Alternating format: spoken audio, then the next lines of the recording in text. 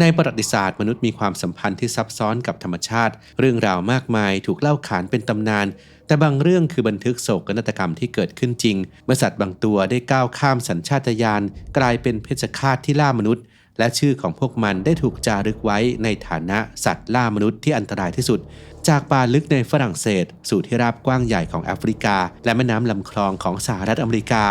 ในคลิปนี้อับดุลไททูบจะนำเสนอ6ตำนานสัตว์ล่ามนุษย์ที่น่าสะพรึงกลัวในประวัติศาสตร์ครับ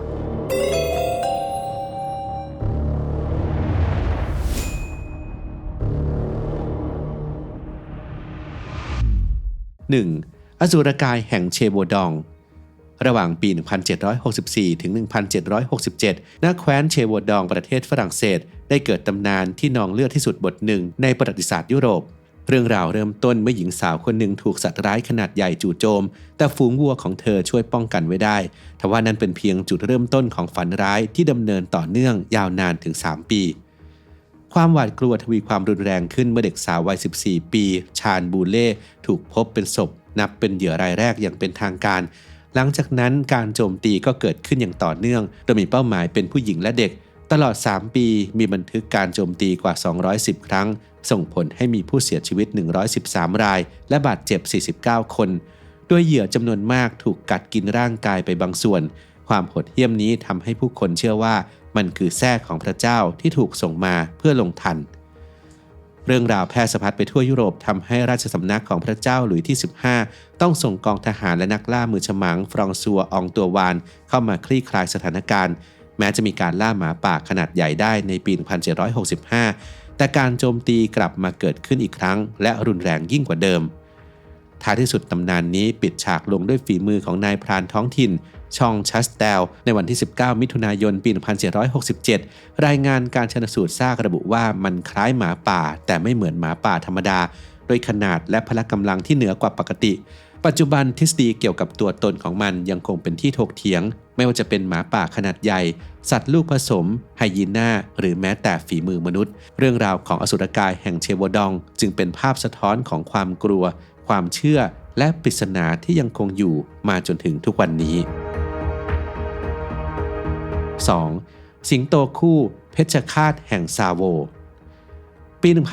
1898 ณ ที่ราบซาโวประเทศเคนยาโครงการก่อสร้างทางรถไฟยูกันดาของจักรวรรดิอังกฤษต้องหยุดชะงักลงด้วยภัยคุกคามจากสิงโตเพศผู้ไร้แผงคอ2 ตัวพวกมันมีพฤติกรรมการล่าที่แตกต่างจากสิงโตทั่วไป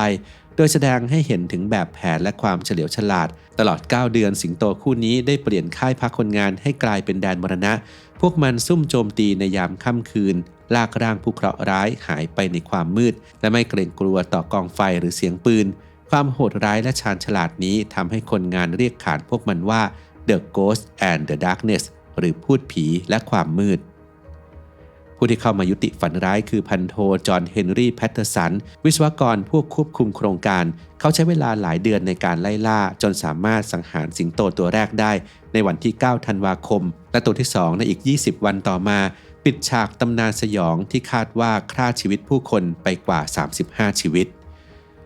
การวิเคราะห์ทางวิทยาศาสตร์สมัยใหม่บนซากของสิงโตทั้งสองซึ่งจัดแสดงอยู่ที่พิพิธภัณฑ์ฟิลด์ชี้ว่าพฤติกรรมกินคนอาจเกิดจากหลายปัจจัยทั้งการระบาดของโรครินเดอร์เปสที่ทำให้เหยื่อสัตว์ตามธรรมชาติลดลงประวัติศาสตร์ของเส้นทางการค้าทาสในพื้นที่ซึ่งมีศพมนุษย์บ่อยครั้งในพื้นที่และปัญหาสุขภาพฟันของสิงโตทั้งสองที่ทำให้พวกมันล่าเหยื่อตามปกติไม่ได้เรื่องราวของสิงโตแห่งซาโวจึงเป็นกรณีศึกษาสำคัญที่แสดงให้เห็นว่าโศกนาฏกรรมระหว่างมนุษย์กับสัตว์ป่ามักมีรากฐานมาจากการเปลี่ยนแปลงของระบบนิเวศ 3. นางเสือแห่งชัมปาวัตเพชฌฆาต 436 ศพ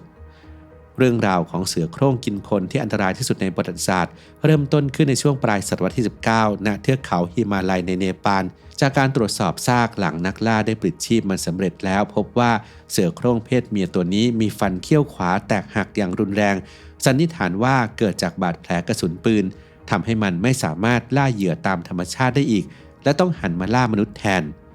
หลังจากสังหารผู้คนในเนปาลไปราว 200 รายและถูกขับไล่มันได้ข้ามพรมแดนเข้าสู่อินเดียในปี 1903 และยังคงล่ามนุษย์ต่อไปโดยมุ่งเป้าไปที่ผู้หญิงและเด็กที่เข้าป่า และมักโจมตีในเวลากลางวันตลอดหลายปีมันได้สังหารผู้คนไปทั้งสิ้น436รายซึ่งได้รับการบันทึกโดย Guinness Book of World Records ว่าเป็นสถิติสูงสุดของสัตว์กินคนผู้ที่มาปิดฉากตำนานนี้คือจิมคอร์เบตนักล่าผู้เชี่ยวชาญในปี 1907 เขาได้ติดตามรอยและสังหารมันลงได้สำเร็จแต่การชันสูตรซากที่ยืนยันถึงอาการบาดเจ็บของมันได้เปลี่ยนมุมมองของคอร์เบตไปตลอดกาลเขาตระหนักว่าสัตว์กินคนส่วนใหญ่มักมีสาเหตุมาจากการกระทำของมนุษย์จากสถานะนักล่าเขาได้ผันตัวมาเป็นนักอนุรักษ์และมีบทบาทสำคัญในการจัดตั้งอุทยานแห่งชาติแห่งแรกของอินเดียซึ่งต่อมาได้รับการตั้งชื่อเป็นอุทยานแห่งชาติจิมคอร์เบตเพื่อเป็นเกียรติแก่เขา 4. เคซาจะเกะอสูรแห่งฮอกไกโดเดือนธันวาคมปี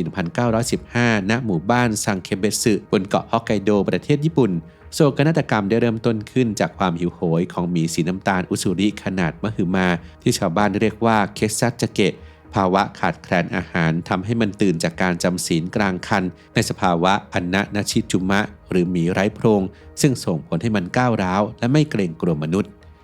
การเผชิญหน้าเริ่มต้นเมื่อมันบุกขโมยข้าวโพดแต่สถานการณ์เลวร้ายลงเมื่อชาวบ้านยิงมันจนบาดเจ็บความเจ็บปวดและความหิวโหยได้เปลี่ยนมันให้กลายเป็นอสูรร้ายในวันที่ 9 ธันวาคมมันบุกเข้ากระท่อมของครอบครัวโอตะสังหารภรรยาและทารกและในคืนต่อมามันยังย้อนกลับไปโจมตีบ้านของครอบครัวมิโยเกะสังหารผู้คนไปอีกหลายรายรวมแล้วภายใน 48 ชั่วโมงมีผู้เสียชีวิตถึง 6 ราย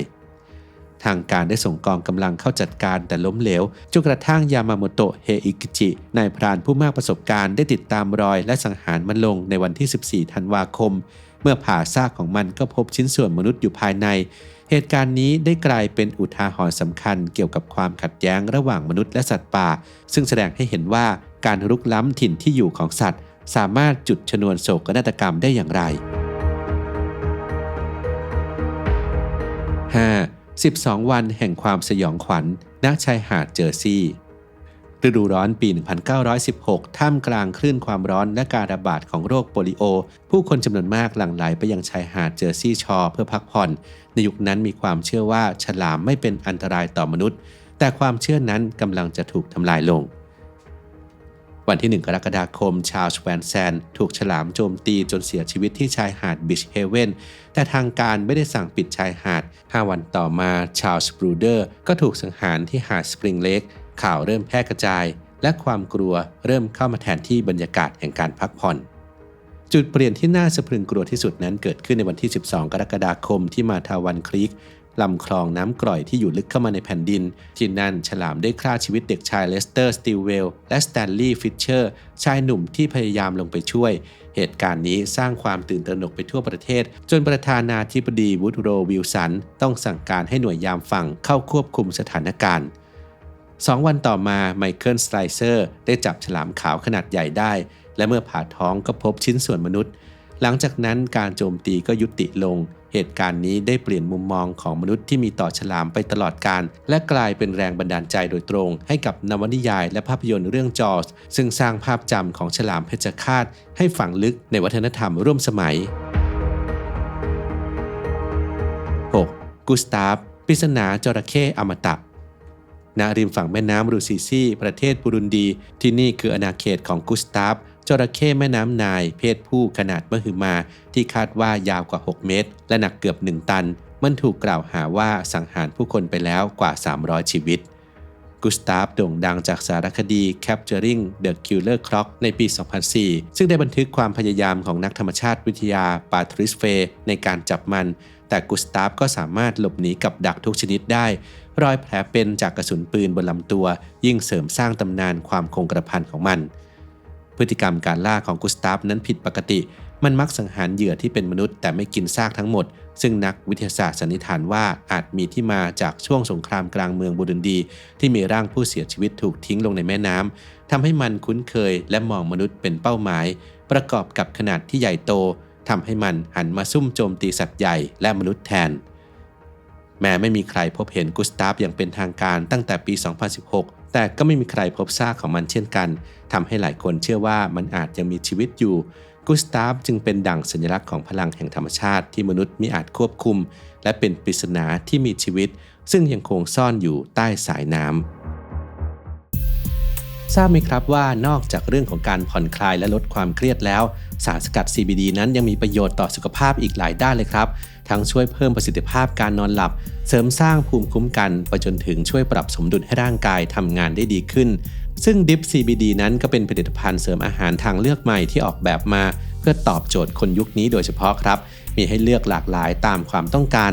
สำหรับใครที่อยากดูแลสุขภาพแบบองค์รวมลองเปิดใจให้กับ Dip CBD เป็นตัวช่วยดูนะครับสามารถแอดไลน์เพื่อสั่งซื้อหรือสอบถามข้อมูลเพิ่มเติมได้เลยแค่สแกน QR Code หรือคลิกลิงก์ที่ผมทิ้งไว้ให้ใต้คลิปนี้ได้เลยครับ